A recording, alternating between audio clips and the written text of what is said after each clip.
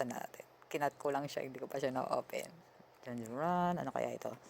Chocolate to. Anong chocolate to? Kasi white day to eh. So, chocolate yan. So, anong chocolate kaya to? Anong chocolate ito? Meron siyang mga ano to? Soul card. At yung paper bag. Yung pinagbilihang store. And then, eto siya. Ito yung chocolate. Tingnan natin. Kung anong chocolate ito. Galing siya sa France. France, Japan. France.jp. So, France, Japan.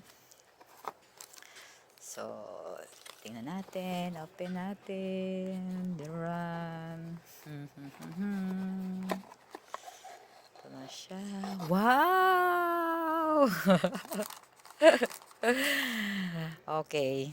Alam naman talaga. In fairness, alam nung nagbigay yung personality ko. Ganon. Oh. Diba? Oishiso.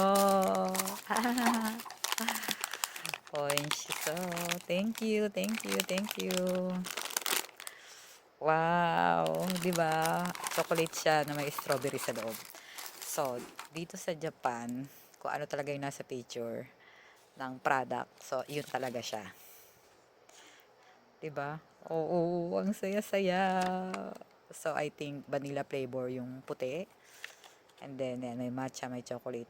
Tapos, yung red, strawberry. Strawberry lahat. Hindi ko alam kung ano yung red, kung anong flavor yung red na yun. Maliban sa strawberry. So, ayun siya.